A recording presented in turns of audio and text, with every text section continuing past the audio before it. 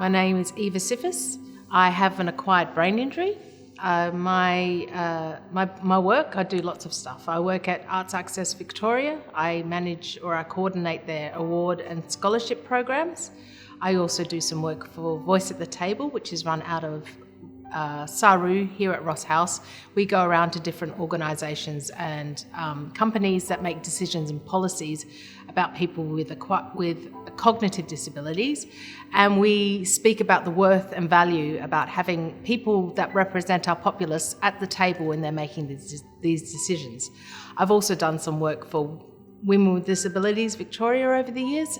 Coming from being a non-disabled person to a disabled person, I was quite drastic and quite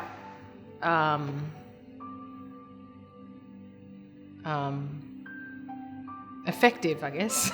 I used to be a professional dancer and I used to work around Australia, and I also used to work in cabaret shows in Japan. I had come home from my 4th contract to Japan. I was getting ready. I had passed an audition. I was going to go to China and be a pop star. And I was coming home from one of the first rehearsals to that, and I was going home to pick up my costumes to go work dancing in a nightclub. But as I crossed the Nepean Highway, I was hit by a car and carried for 40 metres on the bonnet, and when he stopped, I went flying off the car and slammed my head on the ground. So I had a stage 4 brain injury. I was stage 4 on the Glasgow coma scale. My frontal lobes extending onto the right side of my brain were bruised, and my leg was broken. But the brain injury was everything. I spent so many years in grief and anger and regularly expressing it to everybody, all and sundry around me. I was devastated because my entire identity was taken from me when I had that accident. I was at the top of my game physically, attitudinally, ego. I had an ego the size of China that came down to peanut jar size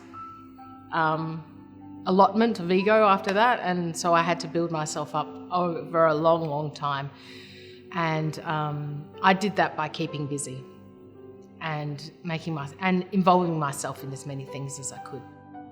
Motivation is of the utmost importance after a brain injury, because you're starting from day dot again, and something within yourself needs to drive you so that you can start building, you can start taking steps again.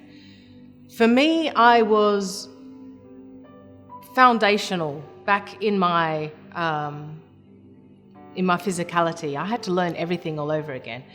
And likewise, needing to learn myself physically again, I also needed to learn up here again, and I needed to learn here again, and I needed to learn about relating to people around me. So the motivation to get out there and to volunteer and to throw myself into as many opportunities as I could was important to me. So motivation has been the one thing that has got me through where I am. It has placed me at the place I am today.